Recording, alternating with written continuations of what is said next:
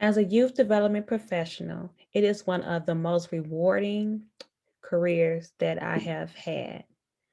I have witnessed so many youth and young adults that have had a tumultuous childhood, going through things you could not imagine, but they have persevered and are now adults that are educated, that are thriving, and are successful. Wouldn't you agree that's a beautiful thing to see? Yes, it is. But some stories are just heartbreaking. Some stories will just bring you to the tears. There were some young ladies that I work with that were victims of rape. Rape from a family friend, someone they trusted. Young lady was raped by a family member, and also a young lady that was raped by a total stranger just walking home from school. And some of these young ladies, just like any young lady in this situation or woman in this situation, they were afraid and didn't go to the authorities, to a parent, to a teacher, or someone that can get them some help. It took them a while to come up with the courage to let someone know what happened. This may have been some weeks later after this has happened, or even a month.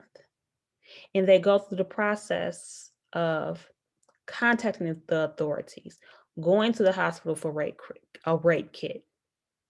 And what happens? We find out that the rape resulted in pregnancy of this teenage young girl. So the young girl wants to work on her mental health. She wants to move past this.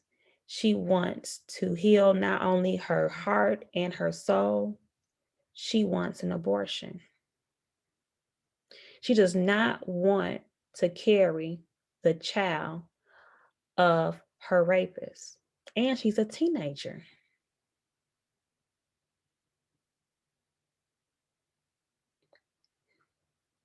Just think about that. A young lady raped, carrying her rapist baby, and all she wants to move on is to terminate the pregnancy. Think about the psychological damage. Think about the torture in her mind, reliving that trauma. Here in Texas, Governor Abbott passed a bill that states that if a heartbeat is detected, that prohibits a woman from getting an abortion. And usually this happens between the 4 and 6 week mark of pregnancy. But like most women, they don't even know they're pregnant until this time, 4 to 6 weeks, which takes the choice away from the mother. Now, get this, there's also a clause in the bill that says that there is no exception if the pregnancy was the result of a rape or incest. Now, the CDC says that there are a significant amount of women that get abortions because of rape and incest. But this law was passed and said that this was not an exception. So the young lady that was raped, the young teenage girl that was raped, has to endure 9 months of pregnancy, carrying her rapist child, and she's a child herself, and then has to make the decision, should she keep the child and raise the child, even though she's a child herself? Or is she going to give this child up for adoption?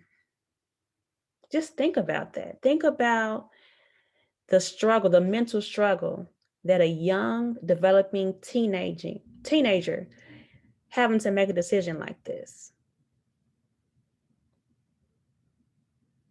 It should not be up to Governor Abbott or anybody to make this type of decision for a woman in this situation.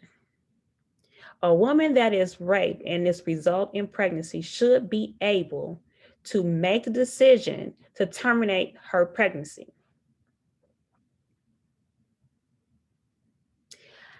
I believe, like many, that late-term abortions should not happen. But in a situation where there is rape, the choice should not be up to lawmakers. It should be up to the woman. Governor Abbott and everyone responsible for this bill should be ashamed of themselves. They even put in the bill that anyone caught assisting with helping a woman obtain an abortion after 6 weeks or whenever the heartbeat can be heard would be subject to lawsuit or even jail time. It's a scare tactic. It shouldn't even be the business of the government on what women do with their bodies. We need to take a stand to rescind this bill. Bill 83 needs to be rescinded. It should not be the choice of a lawmaker, but the choice of the woman. If we are truly free, then we should be able to make a free choice. Thank you for listening.